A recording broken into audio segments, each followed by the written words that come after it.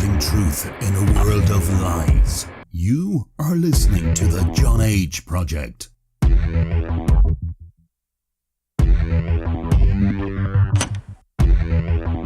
Trust no one.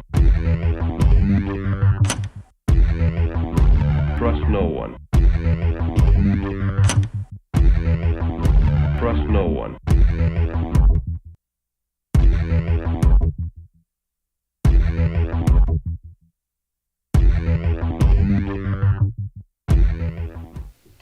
You found it. You're here. You're headlong down the runaway train that is the Anomic Age, and I am your host, John H., coming at you, I guess proudly, from the coastal plains of the Old North State. I'll be your tour guide this evening as we take a somewhat satirical journey down the path of murder, destruction, mayhem, and the extermination of human life on this planet. A forced march into obsolescence thrust upon us by a global, Luciferian death cult of pedophiles. Thanks so much for being with us, folks. Thank you very, very much for being here. Make some time. I will definitely be taking you well into the dark side of the AM this evening. But before we do that, please check out anomicage.com. Looks a lot like this. Like all the likes. Subscribe to all the subscriptions. PayPal.me/anomicage. Patreon.com/anomicage. You guessed it, that's the best ways that you can do anything to help me here in the coastal plain of the Old North State to keep propagating truth in the proverbial, literal, and quite obvious world of lies. That we're all in this little handbasket, folks. We really are. It's disgusting out there. It really is. All right. So I got so much to get into this evening. I'm going to do it like I've been doing it. I'm going to kind of break this thing up into kind of a two-parter. I like to kind of break things up into about 30-minute increments. I know the vast majority of the American public has the intellect and the attention span of a goldfish, so it's hard to do. Everyone wants little masticated and almost easily digested nuggets of knowledge in these little short 30-second clips, so you can just send them to your friends and watch these little clips on Instagram and on Twitter and on Twitch and on everything else. But that ain't how I roll. So if that's what you're into, hey, there's plenty of other shows out there for the delusional, for the deluded, and for the downright dumb. This ain't one of them. We're going to go deep into the pool tonight. We sure are, ladies and gentlemen. We're going to start out with a little obvious. How obvious is it, John? It's this obvious. We're going to get into symbolism, rituals, and sacrifice. Symbols, rituals, and sacrifice. That's right, that's right. We're going to talk about it all night. So we're going to talk about some little symbols, some rituals, and sacrifice. Shout out to Big Reed on Instagram. I know you probably ain't listening to this, Big Reed. You don't know me, you never will.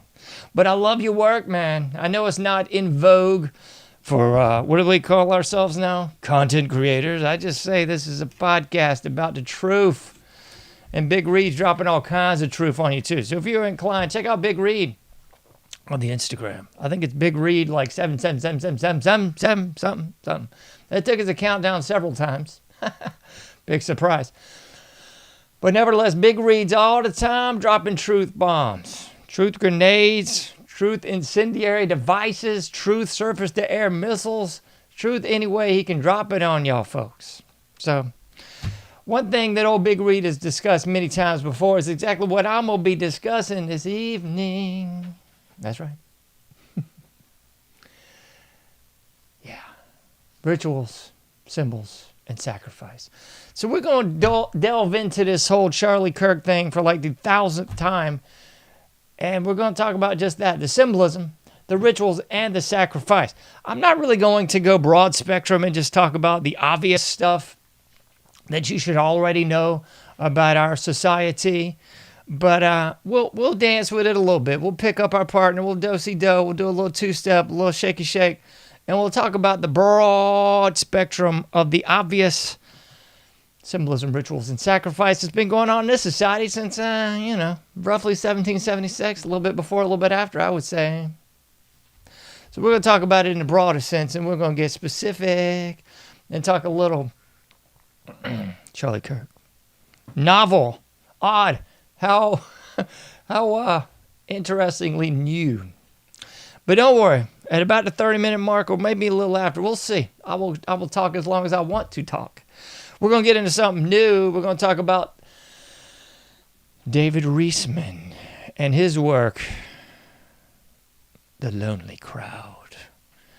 This is really, really, really an interesting book. A lot to really uncover in his book, The Lonely Island. I know we will not have time to get into all of it this evening. Most people will check out and just start watching sports or looking at something retarded, by like the 5-minute mark. So away with you. But alas, if you're going to stick around for the main event, we're going to talk about the David Riesman work, The Lonely Crowd. Remember last time we talked a little transition, reintegration, liminal, post-liminal, and even communitas. We might dance with that a little bit more tonight, but I want to talk about this David Riesman book. I kind of found it by accident because I was looking up something else, and I had heard about this a long time ago, and I researched it a long time, and I knew I wanted to talk about it a long time ago. But alas, things slip your mind, and you end up just moving on. But I can't recommend this book enough. Encyclopedia of Sociology.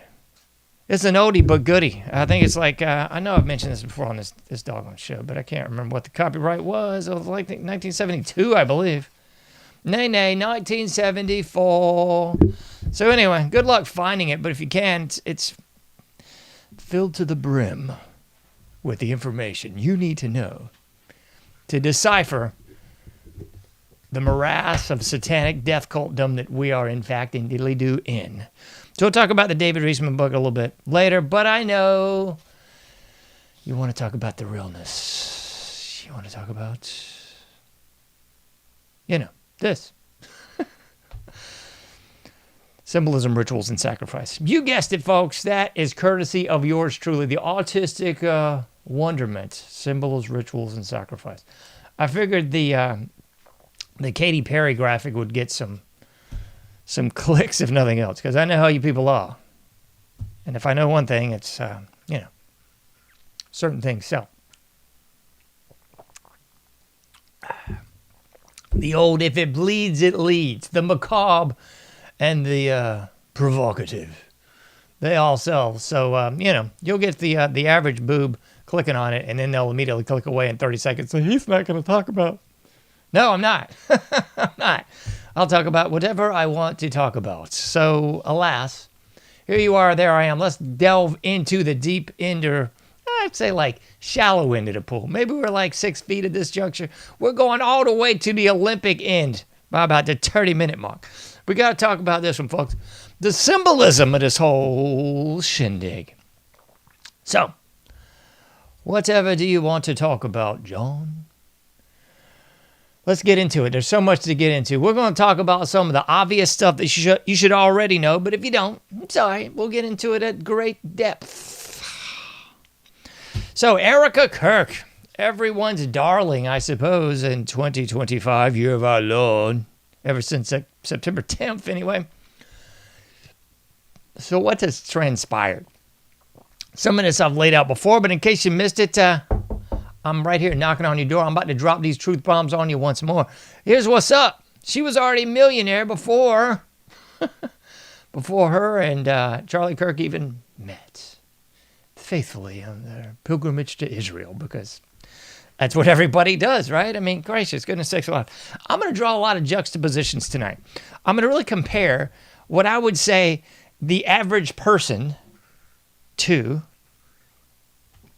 at least these two individuals, if not the very least Erica. And hey, I'll say Charlie too. I'll even say Mr. DJT, Donald John Trump if you're nasty. We're going to talk about the average person and juxtapose it to them. And if you're very affluent and you're listening to this show, God bless you. I'm so grateful and I'm so thankful that you have those lovelies to get into. We read a little bit of 2 Timothy tonight, talking about just that. Talking about, how was it worded? I'm going to foul this up. The love of money is the root of all kinds of evil. And if you're with me for several shows now, you remember that OJ song, which is what I'll reference here once again when we'll discuss Erica. For the love of money, people will, Anybody look up that OJ song yet? For the love of money, people will kill their own lovers. Yeah, little OJs for you folks. You should be listening to OJs. If you're not, you're missing out. What about a little backstabber? Backstabbers. Yeah, this could be a backstabbing situation if you ain't clear. All right, so here's the real deal, Holyfield, with his whole shindig. Erica Kirk was not a pauper. She was far from middle class. Apparently, she was a multimillionaire before she even ran into, on her pilgrimage to Israel, old Charles Kirk. So here's a little other stuff in case you missed it. The $12 million fortune Charlie Kirk leaves his wife and kids following the shooting. Did anyone else ever look into this as well? Because there seemed to be people, and I looked into this a little bit. Some of it was fraudulent. Some of it was just hyperbole. Some of it was downright just lies. But there seemed to be several celebrities just falling all over themselves to ensure that Charlie Kirk and his family were well taken care of in his untimely demise. And I kind of went, did you think this guy was like working at a gas station or something? Get the bleep out of here. Get out of here, folks. I think he was ending with a salary of well over like $280,000 a year. He started with a meager $27,000 in his first year, and it bumped all the way up to down near 200 and some thousand. So yeah. Please don't be mistaken. This guy was not begging for change on the corner. I ain't saying there's anything wrong with it. I'm not saying there's anything wrong with affluence, having money, or otherwise doing well for yourself. That ain't what I'm saying. So if you're thinking that, check yourself on out. There's someone else's podcast you can listen to. So that's what we got on this one. But wait, there's more. Charlie Kirk's enduring empire, MAGA, starts a $100 million political machine inherited by devastated widow. So I thought it was just 12, but this article says, hey, nay. We're talking a whole lot more than 12. So I ain't saying anything wrong with that. I'm just saying, yeah, this is what I mentioned before here. Charlie Kirk's salary, $285,000. Yeah. That's word. And he reported a salary of just $27,000 when he first dropped out of college and took the reins of what would become the megalopolis empire of Turning Point, USA. So, again, I'm just giving you the dinero. Because as they say, it's all about the money. That old cui bono thing, who benefits? Cui bono, who benefits from the death of Charles Kirk? I don't know, but I'm just giving you some information. Do it what you want. Throw it out like candy to pray. Grab your little bag, put the candy in it. You might read it later. Let's see how it goes. All right, here we go. We got some more. Tenemos más. I see. Nearly $5 million raised from Charlie Kirk's family following assassination as Turning Point USA sees upward of 18,000 new chapter requests overnight. But don't get ahead of yourself, estudiantes, because I got to tell you, man, a la universidad y a la colegiala es terrible. Yeah, you know what I'm talking about? The college university is a cesspool of poo-poo. A villainous hive of scum and villainy. So if you want them 18,000 new chapters, God bless you. I hope it works out. But just remember, you're stepping into the Terror Dome, a pit of slimy, villainous filth that will do nothing more than try to assure that you're not welcome. You know what I'm saying? You ain't welcome in the church of Satanists at La Universidad. That's what I'm thinking. I don't know what you're thinking. What else we got? We got the obvious. Why does that dang thing keep doing that? Makes me crazy. We got the obvious, right? So I just ran down for you the dollars and cents. Doesn't mean much. It just means, hey, take with it what you will. Okay? What else we got? Let me see. This might intrigue many of you. If you look at the picture.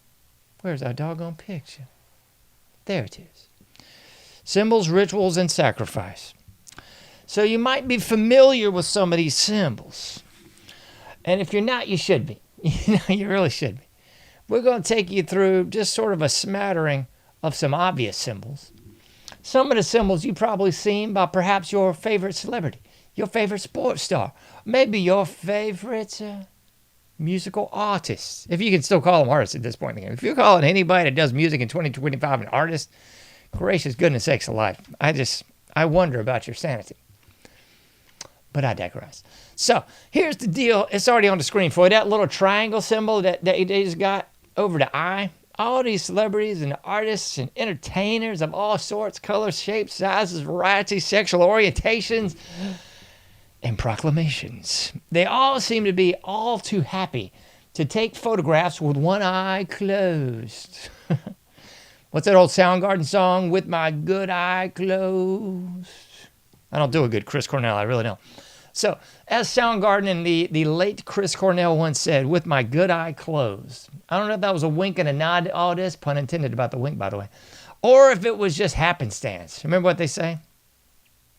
Or what I said on many episodes of this show. Once is happenstance, twice is coincidence, and 3 times is enemy action. So I would suggest to you that we might have some very well placed enemy action out there in the cult of celebrity. Because if you would look up any of your favorite celebrities, I guarantee to you with almost 100% certainty they got some pictures of themselves with one eye closed, doing a little this, a little covering one eye, maybe a little hair, a little, what's that stupid, the swoop. They got the swoop over one eye, you know, the swoop head boobs from a couple years ago, swoop head around. They got that swoop head over one eye, you know, David Cassidy thing. Anyway, so they got one eye closed.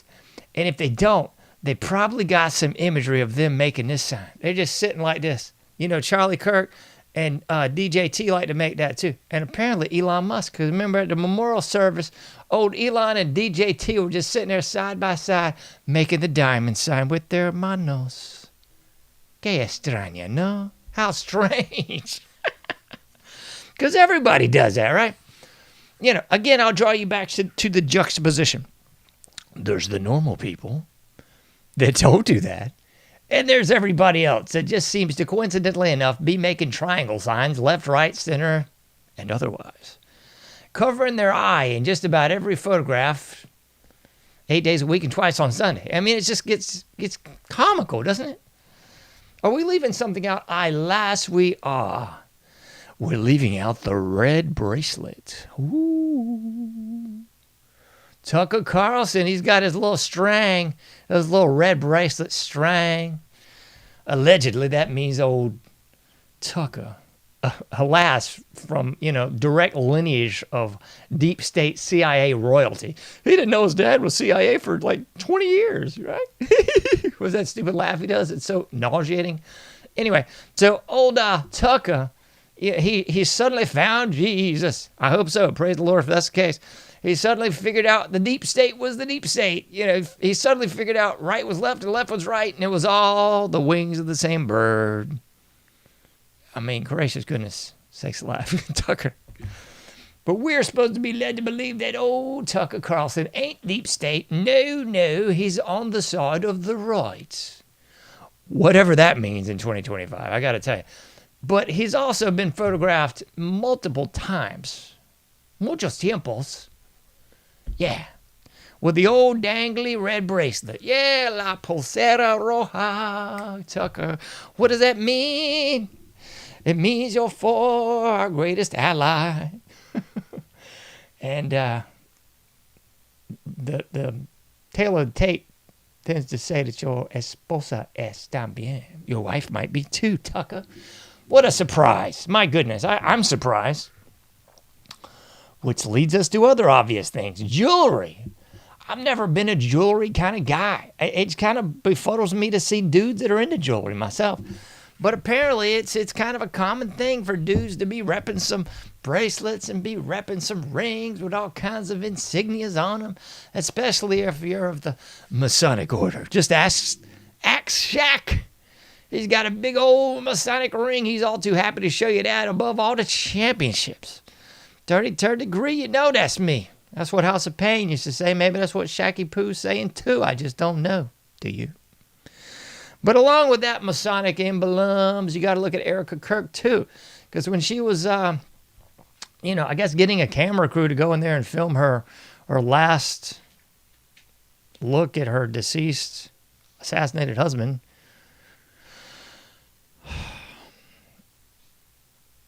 whose hands look not real. But anyway, while that was going on, she happened to be repping her G-ring. Please, somebody in the comments, let me know what the G-ring's all about. Maybe Erica's cleared this up. And she said, nay, crowd, the G-ring don't mean what you think it does. It has no Masonic significance. Just like her cross of Malta has no significance to her Jesuit education, nor anything to do with the Maltic organization. Nay. But wait, there's more. We've already covered this ad nauseum, so if it's new to you, then cool. But other oddities, we've already covered that she, happened to be the offspring of her madre, who just so happens to be into the deep state, Department of Defense. We covered that last time. Just coincidental, of course. And then she also just gets a letter in the mail. I mean, I can't count the letters I've gotten in the mail saying, hey, John, would you be interested in doing some modeling? I mean, it just happens all the time. Every last chick I know just getting modeling invitations from Donald John Trump saying, hey, why don't you just jump into this USA pageant and then you can be Miss USA, I suppose, in Arizona anyway. But that's what happened to old Erica. How odd, isn't it? So multimillionaire before she ever met old Charles was invited personally to be in a beauty pageant. I mean, that just always happens. Then she becomes an actress and a talent scout for old DJT, Donald John Trump. It's better die. And then before she's 18, she somehow puts together a missionary company that goes to Europe and goes to Israel to hang out with our greatest allies and meet Charlie Kirk. And then bada bing, bada boom, before you know it, they're esposos. They're husband and wife. And they begin having children, which you never see their faces. But while there, her organization was summarily asked to leave because that organization and many others were told to scram because there was connections to the organization and child trafficking. So children being disappeared and just showing up in other places, like Israel. So they asked her to get out of Dodge all too quickly. Just a coincidence, though. It has nothing to do with anything. I mean, I'm just throwing out information, a deluge of information, just to see what's up. It's just like, I don't know. Just seems strange, but it shouldn't be strange because after all, this is just commonplace.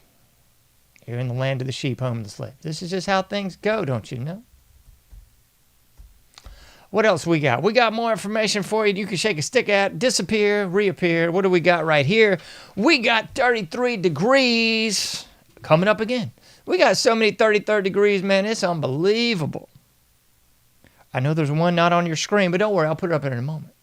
So this should be odd to you. The State Farm Stadium in Glendale, Arizona. Somebody's going, so? No, es importante, Juanito. Así, mira aquí. What do we got here? Its coordinates, place it around 33rd degree. Yeah. That's degrees, minutes, seconds, if you're following along with the north latitude there. It's 33rd degree, 31 minutes and 39 seconds in the degrees, minutes, seconds, coordinates. But the 33rd degree north latitude. How odd. What are the chances that this memorial service, complete with the fireworks display, like an 8-hour montage, CGI Charlie Kirk, I mean, just replete with all sorts of merchandise and memorabilia, over 80,000 people there, over 100,000 people, total, because there was more people outside than could even get in. That's what we got going down at the 33rd degree. How bizarre. But wait, there's more. How much more? Quite a bit more. What is this one? Oh, my goodness. This is the Here we go. This one's one you might not have seen. This is from KUTV.com.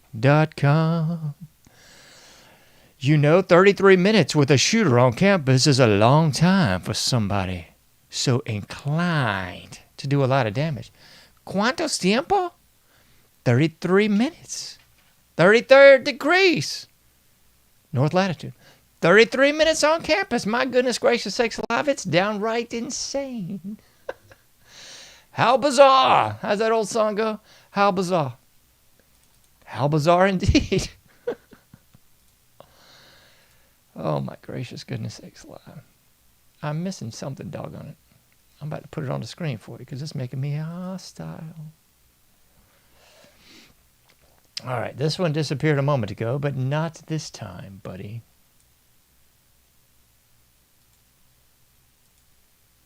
Yep, we got more.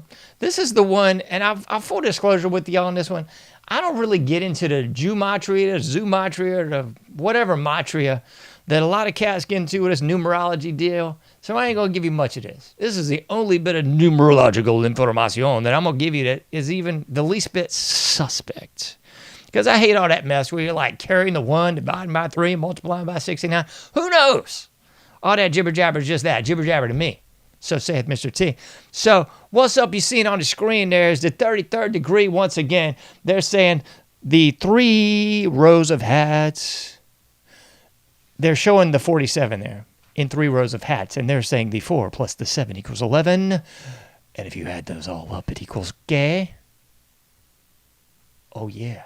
33 otra vez, no? 33 once again. You know what I'm saying? Exactly. It's a little odd. But alas, there's a lot more. I just threw this one on there. This is not a direct connect to this, but I had to throw this in there because if you remember, DJT was all about saying the Epstein thing's not real. It's a Democratic hoax. And how many pages? U.S. panel releases over 33,000 pages of Epstein files. How many? 33,000? Huh. That's pretty odd. That's pretty bizarre even. That's downright spooky. Very strange. All right, I was able to just synthesize, standardize, and homogenize this next clip into a short clip from several lengthy clips for you. Because I was going to give you, 3 or 4 different videos, and I said, nah, we ain't doing it. I'm going to just package it in one nice little video clip, and then we can roll the video, and we can see what it says and let it do what it do. Let's see what it says. Oh, my gracious. Here we go. This is Kash Patel from the news conference right after they were able to apprehend the suspect. You remember the suspect, Tyler? Mm-hmm. That name's going to come up again in a minute. Let's hear from Kash Patel. Then we're going to hear from Governor Cox of Utah. And then we're going to hear from DJT once again. Let's hear it. Let's make sure the volume's up because somebody's going to complain and almost say, get away from me. In 33 hours, we have made historic progress for Charlie. The suspect was taken into custody at 10 p.m. local time. In less than 36 hours, 33 to be precise, thanks to the full weight. Let me replay that for you. Somebody missed this. In 33 hours, we have... In how many hours? Was it like 12 hours? Maybe 24 hours? This is like the greatest ally thing. How many times do you have to hear this stuff before you start to realize, what the heck, something's awry here? 33 hours. Have made historic progress. Historic progress. The suspect was taken into custody at 10 p.m. local time. In less than 36 hours, 33 to be precise. See, old Kash Patel had to clarify. He said in less than 36 hours, then he had to backtrack because he wanted to make sure he was going to be included in the Illuminati Christmas card. He said 33 to be exact. He didn't have to say that. He could have just said, he could have rounded it to 36. He could have said 34. He said, nay. I am not going to get excommunicated from the cult. No way. I got a honeypot waiting at the crib for me from Israel. And I am not going to be excluded from the Illuminati Christmas card. They got a bonus coming this year, a big one for Cash Patel, because he mentioned a 33rd degree dos tiempos. He clarified that. He was like, no, ain't no way I'm missing out on this bonus this year. George Soros Christmas card is going to have $33. Thanks to the full weight of the federal government. Hold up. We're about to hear from Governor Cox. This bad stuff happens, and for 33 hours, I was praying that. Does the body language and the whole lingo of Governor Cox just make you want to heave? This guy, it's like he's like all like, he's just bipping and bopping. He's like, man, I probably took some stuff before I came out here, so I'd make sure and say 33. What a crock of nothing, man. This clown wants you to believe, the general public to believe, that he's been praying for 33 hours? Whoa. Governor Cox has been praying for 33 hours that it wasn't someone from his state. Please. You got to be kidding me, Governor Cox. I mean, this is just preposterous, recalculous even. That if this had to happen here, that it wouldn't be one of us. That somebody drove from another state, somebody came from another country. Immediately that Charlie was... Hold up. I don't want to get ahead of myself. We've covered the Governor Cox thing. We've covered the Cash Patel 2 times a lady. Talking about 33 otra vez. And now we've moved up to the man of the hour, DJT. So at this illustrious memorial service that looked like a rally, not a memorial service, if I croak and anyone throws me anything like this, I'm going to jump out the casket, come back from beyond the grave, and smite you all. So yeah, we had the 33-degree north parallel, coincidentally, that we were at the State Farm Stadium with over 80,000 people in attendance, marching past the money changers.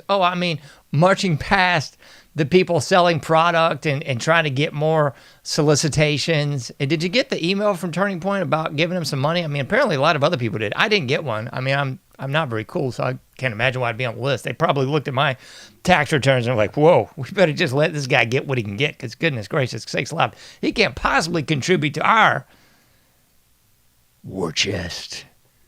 Anyway, so yeah, for real though. This is where old DJT is about to reference another hidden hand message. Let's see it. Actually a master builder. He was a master builder? I mean, what? Again, folks, juxtapose normal people that don't speak like this to this kind of jive. How many times in your illustrious life, may it be long, have you ever said master builder when referencing anyone?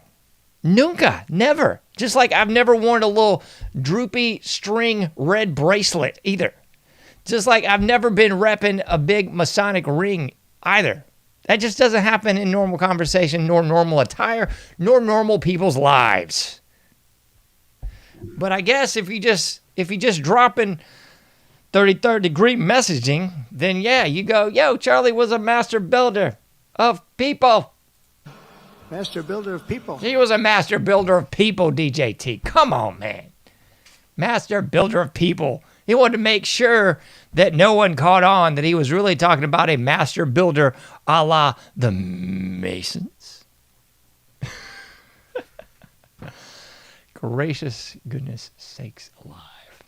We got some more to talk about. We do, really. I got to cover this one because I'm not going to spend a lot of time on this. Maybe I'll do that on another show. But we got to talk about the 1998 movie Snake Eyes. No, pertaining not at all to the great G.I. Joe character, Snake Eyes. You know, the relative to Storm Shadow, one of the greatest G.I. Joe characters of all time. And please don't think I'm talking about that horse buttock movie, because that is excrement. No, I'm talking about the 80s cartoon.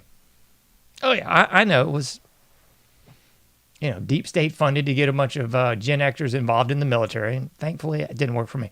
So, nevertheless, the 1998 movie Snake Eyes, starring none other than Nicolas Cage. Check this out. I know you've already seen this all awash with social media, so I'm just going to drop a little sprinkling on it for you. Charles Kirkland, a political figure, was shot in the neck. Yeah. Cuello, I know. Charles Kirkland was shot in the neck. How bizarre. Lincoln Tyler was the alleged shooter in the movie. You mean like Tyler Robinson? What?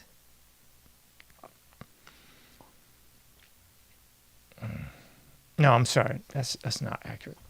He was the boxer in the movie. I was conflating there. Don't let it conflate you. Yeah, Lincoln Tyler was the boxer in the movie. He was also labeled as the executioner. He was the boxer, the executioner. But of course, that's not at all similar to Tyler Robinson, I know. In the movie, this happened on ¿Qué día? Oh, yeah, September 10th. When did Charlie Kirk die? Yeah, September 10th. And he was allegedly executed by someone named Tyler Robinson, the executioner.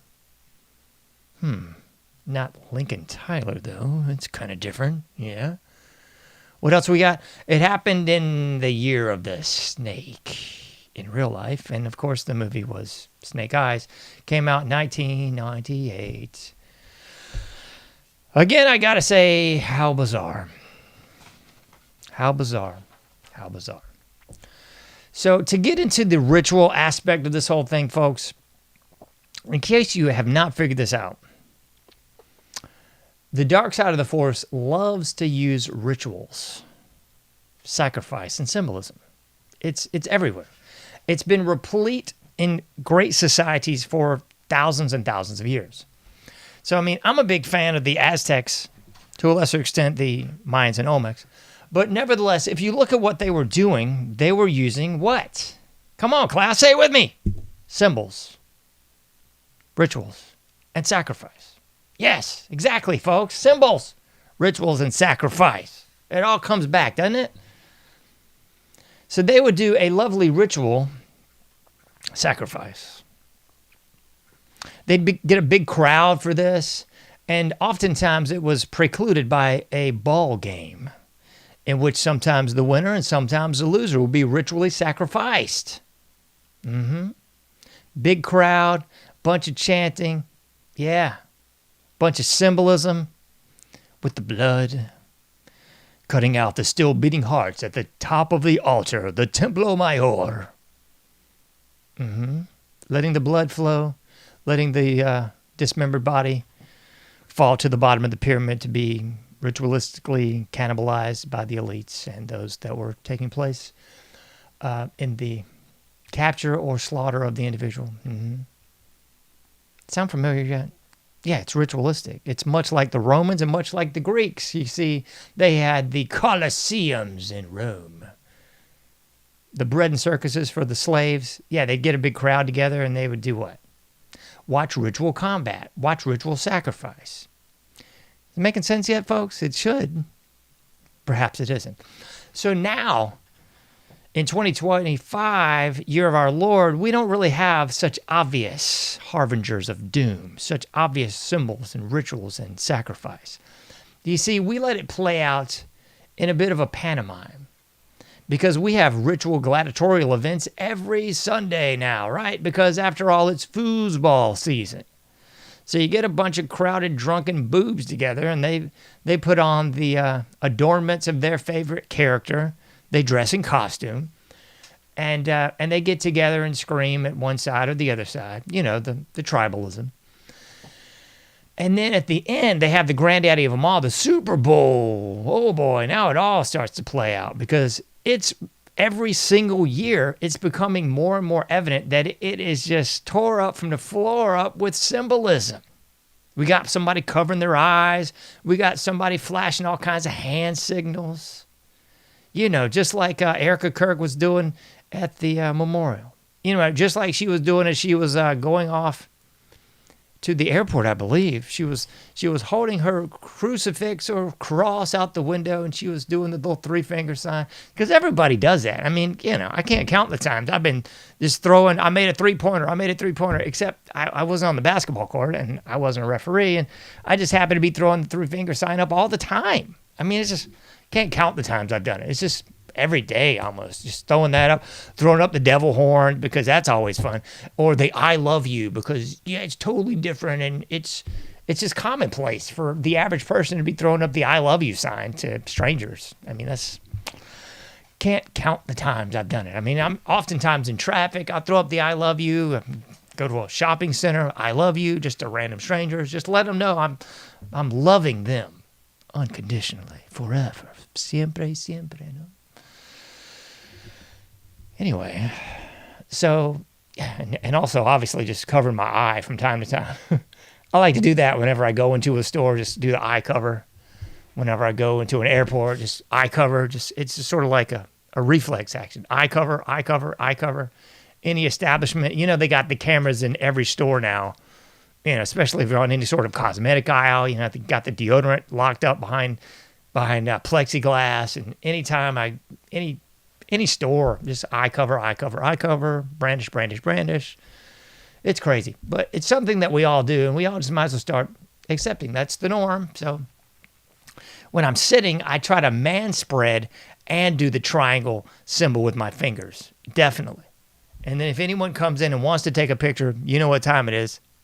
Yeah, eye cover time. Anyway, back to the obvious. So the foosball Super Bowl ritual is obviously the big coup de grace when you get to throw in all the symbolism, the gladiatorial combat, the tribalism.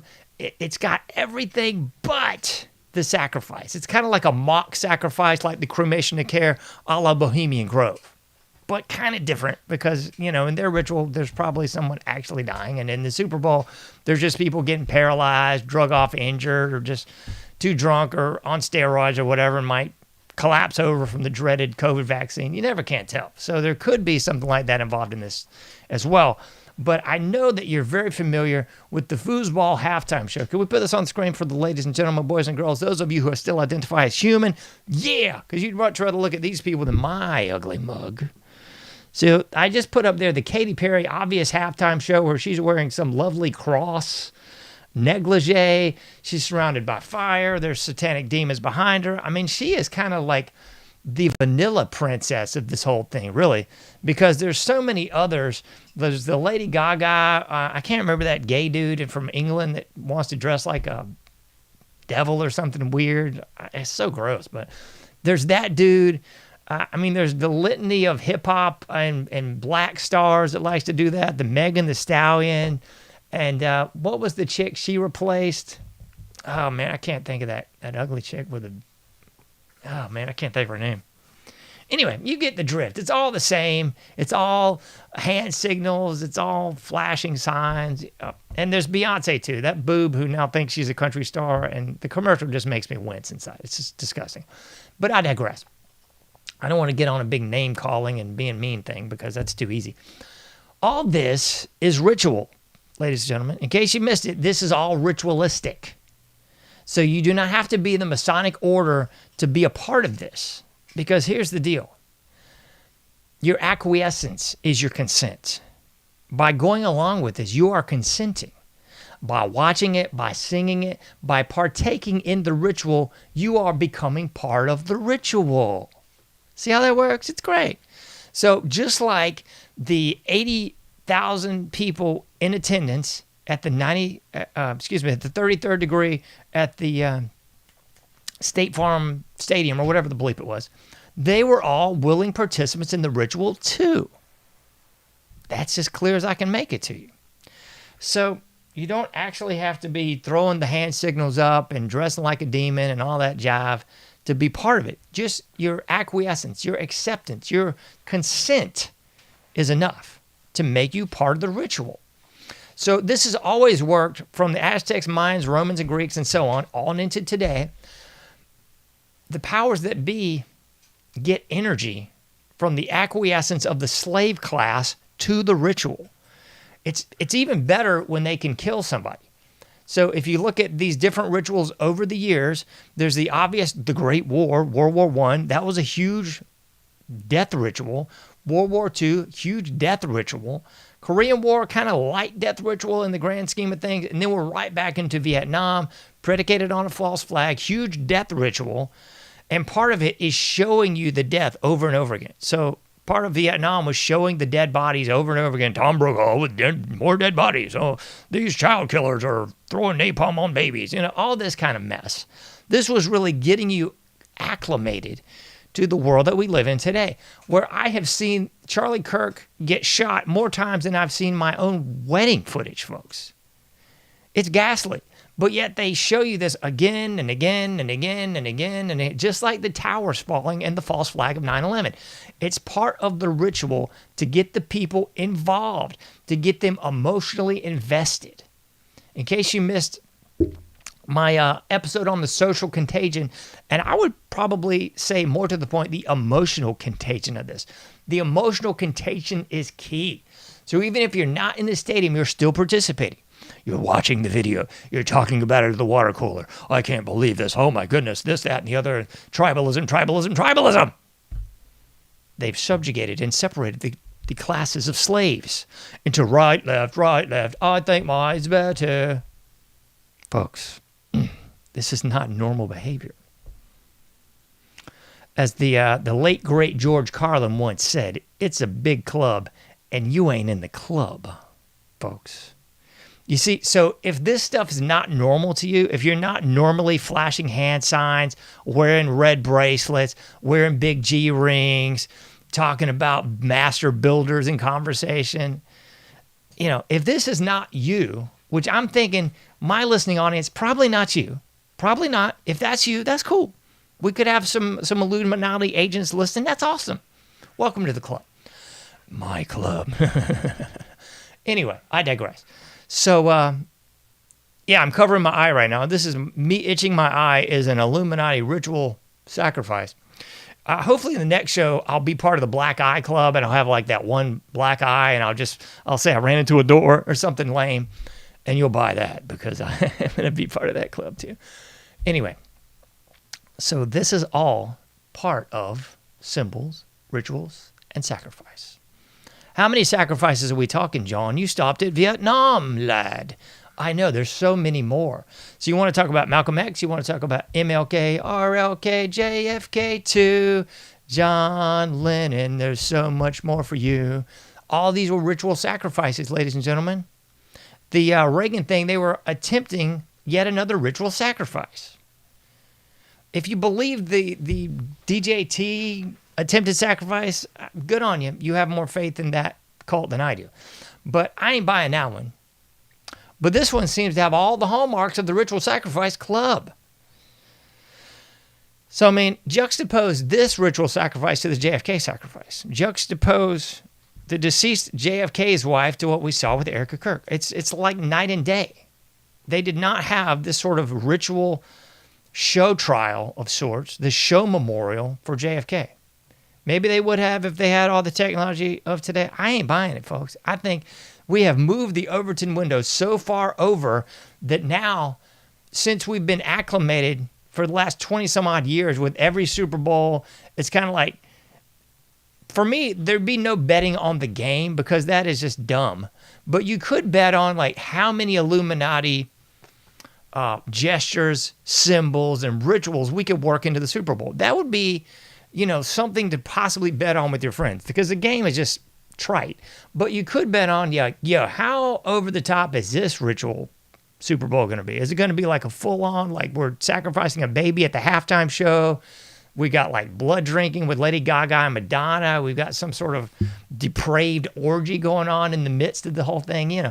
That's what I'm betting on because the Overton window has moved so much generationally that, now it's pretty much all bets are off. So Lord only knows what the Super Bowl is going to be this year. I know it's going to be uber satanico, absolutamente. But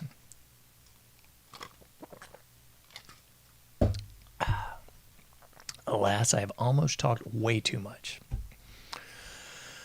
because I really want to get into this. I don't know whether to just make this a separate show or if we're just good to go. I don't know. Because I got a whole lot more deep into the pool to talk about. Okay, so I think as a listening audience now, we're familiar with ritual symbols and sacrifice. That's easy. That's low into the pool. It's not even deep at all. But what we got to get into is something completely different. Let's check it out. This one. We'll see if we can put this one on the screen for you. Because this is what I actually wanted to talk about this evening. I kind of just got off on a bit of a jag. Don't worry, I'll scroll it up for you. The term is mass society, a term used to characterize complex industrial societies. It draws attention to the uniformity of material goods, ideas, and lifestyles. Is this making sense to you? You're living in a mass society, folks. So if you don't know that, please take note. Mass societies are often contrasted with traditional caste or elitist class societies. Hello? Am I making sense? Yeah, this is reality, Colin. I'm knocking on your door. Can I come in and maybe interest you in some Avon? Maybe some Amway? How about just some truth in a world of lies? Let's go. Mass characteristics, together with high population density and urbanization, are usually attributed to the industrial and democratic revolutions, political centralization, and the development of mass media. Yes, this came out in 1974. Mass media was not what it is today. What do you think mass media is all about right now? Let's delve back into the pool. The press, radio, television, and widespread literacy. That was back when people actually knew how to read. Good grief. Living in the land of idiocracy now, I am fairly confident that most of society doesn't know how to read at even like a fourth grade level. Definitely can't write because all they do is short, little jumbled up nonsensical speak for the mentally retarded. But, once upon a time, people knew how to read and write tambien. Oh, my gracious goodness. Mass production, large-scale organization, and rational bureaucracies are symptomatic. But wait, there's more, because this is where it really gets good. Somebody's already tuned out. Good. Be away with you, imbecile. Critics of mass society emphasize its impersonal aspects. What? Impersonal aspects? You mean like in 2025 when people allegedly have more friends than ever on social media, but no real friends in the real world? Yeah, I think that's what he's talking about. What do you think? Its impersonal aspects and the ease with which the resulting dehumanized, fragmented, and isolated individuals can be what? Can be manipulated commercially and politically. Ooh, I think I have thus hit a nerve. Dehumanized society, anyone? Take a look around you. Fragmented and isolated individuals that can easily be manipulated by what? The commercial and political environments of which we live. If you're not picking up what I'm putting down, please rewind this track and listen to it again. This is the mass society of which we currently live. This is it. We've become a mass of morass, a mass of dehumanized, fragmented, isolated individuals, little incels that are so easily manipulated by the winds of change. No, I'm not talking about the scorpions and that winds of change. Nay, that was a propaganda piece, by the way, in case you missed it. And the winds of change, yeah, that was a propaganda piece, 8 days a week and twice on Sunday. Good song, but nevertheless, pure propaganda. So, yeah, people are so easily swayed by the winds of change from the right, from the left, from the otherwise. They're easily controlled, folks. Please pick up this. Easily controlled, don't even begin to describe it. That is the current society. That is the mass society that we live in. Easily controlled, easily pliable. It's just downright sick. But wait, there's more. That was really just the primer. What I wanted you to dip your little tootsies in the water and get your feet just a little bit wet for the realness. I know people aren't ready for the realness, so it's okay. You can watch sports. You can just listen to some music on YouTube. Just bang your head against the wall. Slam your face in the door. Whatever it takes. It's just away with you. If you can't handle the truth, that's fine. There's plenty of other shows that'll just give you the pablum that you probably deserve. What we really got to talk about is this one. The Lonely Crowd. Again, I kind of found this again by accident, but a great piece, and I highly recommend it. Not because this guy is some sort of conservative, right-wing christened. No. Lord have mercy. Look at his last name. You know he's not christened. But he's highly influenced by the Frankfurt School, by that critical race theory. I know. But bear with me a minute. Don't throw the baby out with the bathwater, because this book's actually pretty spot on. So much to get into. My gracious goodness, I've got darn near a page of notes here. The Lonely Crowd. This is a 1950 book by David Riesman. He was attorney turned in social scientist, a.k.a. sociologist. Not a cultural anthropologist. No. Not a psychologist, but a sociologist. Yeah. Anyway, so check this out. This is where it gets good. Because this is a 1950s book that breaks down society into 3 different distinct cultural types. So this joker died pretty early on. Let me see when old Riesman died. Oh, come on. I feel like it was 1982. I could be mistaken. That's kind of neither here nor there with the validity of his work. But nevertheless, and also taking into account The Lonely Crowd, it was kind of a title pushed on him by the publisher.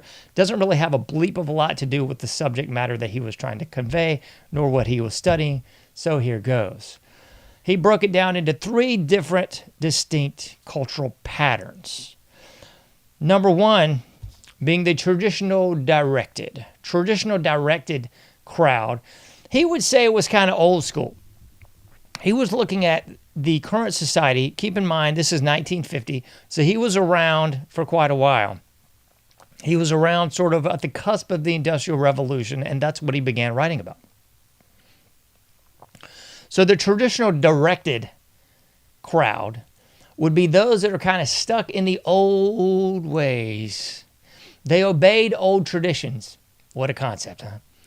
Less likely to thrive now, and now being in the 1950s, but you could also say now in the 2025 year of our Lord. So he was saying less likely to survive in the information age that was on the precipice at 1950 and would only grow exponentially in the 60s, 70s, 80s, and beyond. So the traditional crowd was just that, stuck in their old ways, very much in the traditional vibe, if you will, bruh. The traditional vibe of a pre-industrial age. Here's a kind of funny on this one, because he was saying some of the cultures that he would pigeonhole, peg, or otherwise put in the traditional directed would be the Native American or Indian Hopi. All right, maybe. He was also saying the Chinese, I guess. I mean, they were in the throes of the Maoist cultural revolution about the time this book came out. Also, he was also suggesting that the Hindus would be stuck in that traditional directed societal cultural clip, according to David Riesman. But wait, there's more. He also said the second of these would be the inner directed. The inner directed, folks, my goodness gracious, I hope that is you. If it's not, work your way into inner directed. Here are some characteristics of the inner directed. They discovered their own inner potential. Through what? Through introspection. Yeah, what a concept. They did not act in accordance with societal norms necessarily. In fact, they looked inwardly and chose their own norms based on their inner reflections. What a concept. What else? Based on what? I'm sorry, I can't even read my own notes here. Based on what distinct characteristics they had, basically, is where they were getting their norms from.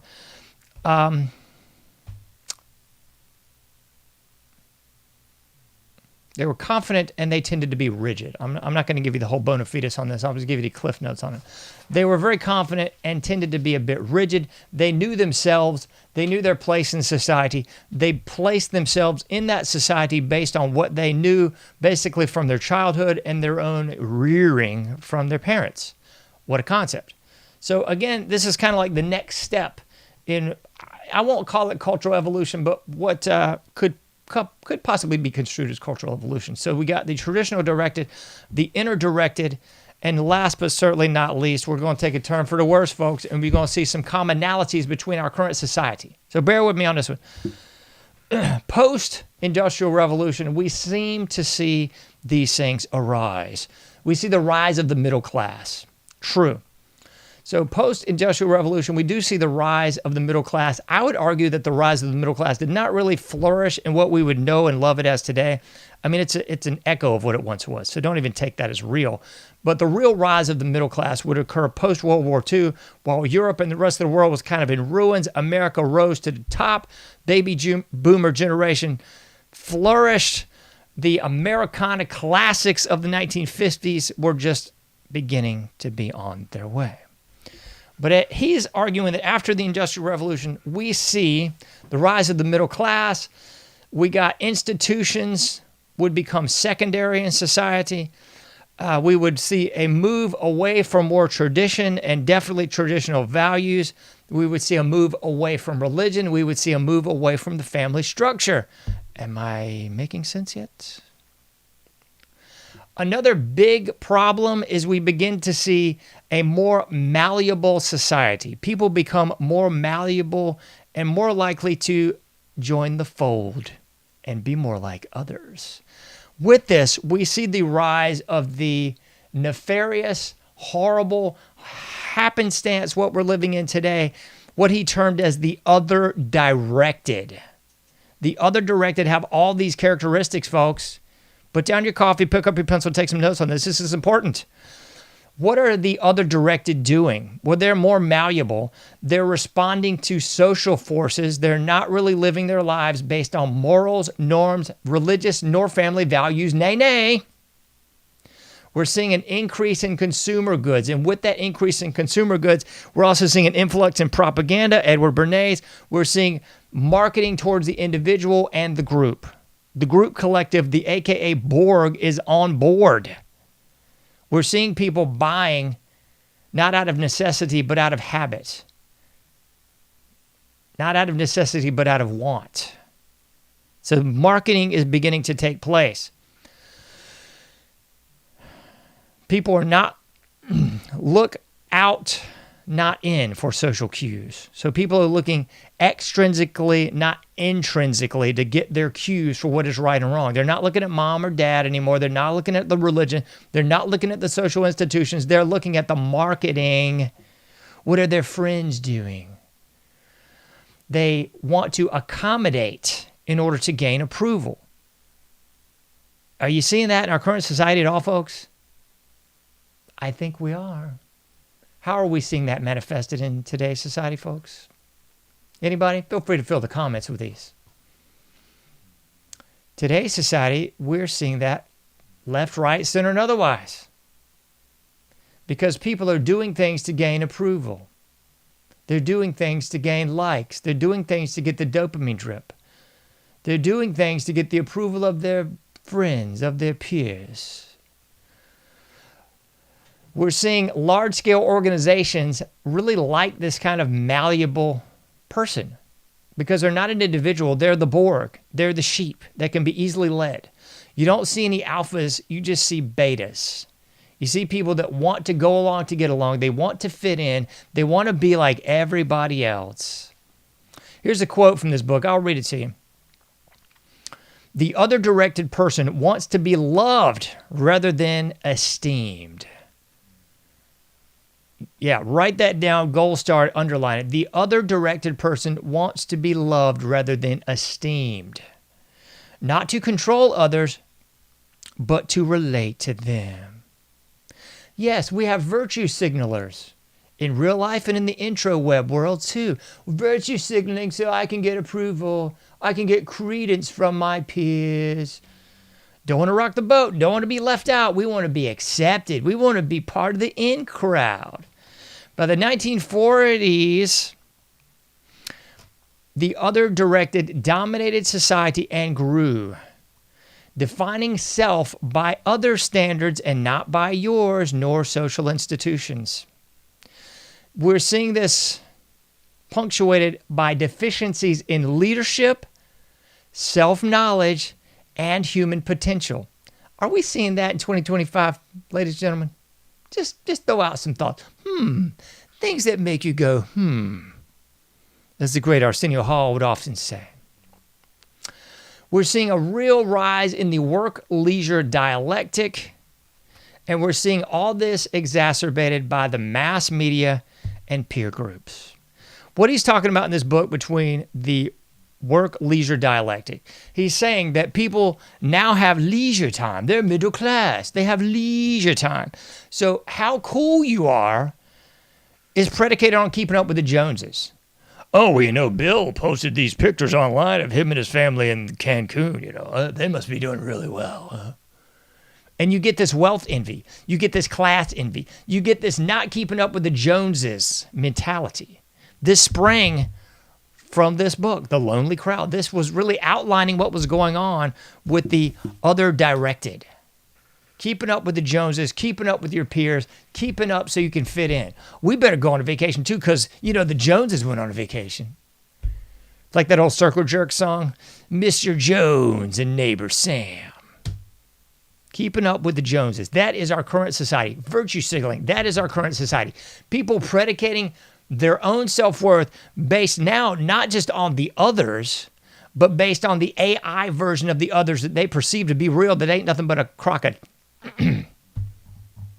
Yeah, because now you got filters, you got all kinds of AI. You've seen this all over your social media the last 24, 72 hours, folks. Now you can download an app and put your face on whatever incarnation you want. This ain't even new tech. This is old tech. But it's now somehow new and in vogue to the slave class. So now it's like, oh my goodness, I can put Mariah Carey's head on Mariah Carey's body, and it'll move and articulate and gestate and everything else. Sorry, not gestate. Scratch that. Maybe, but no. It can act just like your head. That's what I'm trying to say, folks. Gesticulate and undulate. Those are the two other A's, not to be confused with gestate. So all you got to do is download this app, and as your head moves, so Mariah Carey's head moves, so Taylor Swift's head moves, so Britney Spears' head moves, so Madonna's head moves, so Megan Thee Stallion's head moves. So whatever regurgitated piece of dog turd that makes up our current in vogue cool kid society, you can be them too. With the right app, you can trick your friends, you can catfish people, and you can just be whatever you want to be. After all, it ain't genetics, it's whatever you happen to be, right, folks? Oh, man. The other directed has taken hold. The inner directed is just a scant memory, a bookmark in time, because now we are absolutely living in the realm, the Borg, the hive mind of the other directed. A complete culture, society, and nation that bases its worth on what other people perceive it to be. In psychology, it's called the looking glass self. Check that out. It's important. Looking glass self. How you perceive yourself is based on how you view others' views of you.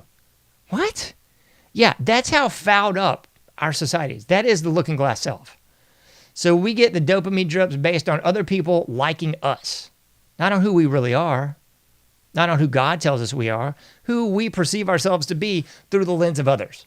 And now it's even more bizarro world fouled up because it's how others perceive us in the bizarro world satanic death cult of social media. Mind truly blown.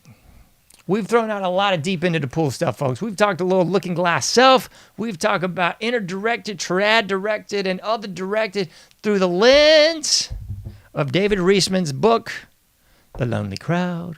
And we've, of course, talked kind of shallow into the pool with the symbols, rituals, and sacrifice.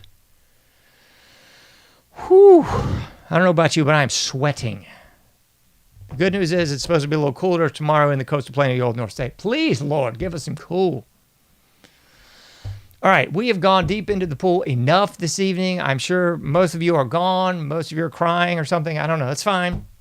Hopefully not. Hopefully the realness is here. The real audience is here. Thank you so much, those of you who are still sticking around with me. Thank you so much for those of you who tuned in to this show tonight at 11:40, taking you into the dark side of the AM. We're sitting at 1:56 Eastern Standard Time. That's it. That's all. I am out. You can't do everything, but you can do something. I'll be seeing you sooner than later. And by that, I mean Tuesday and Thursday, 11:30 to 12:30 p.m. Eastern Standard Time. You can't do everything, but you can do something. Please try to get out there, do your part, make a difference, and I'll be seeing you sooner than later in the anomic age.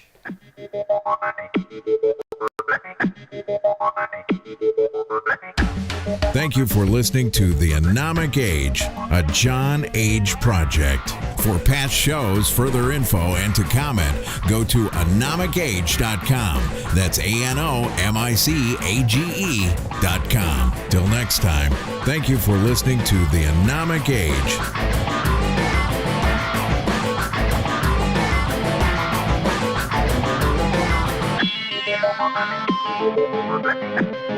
Thank you.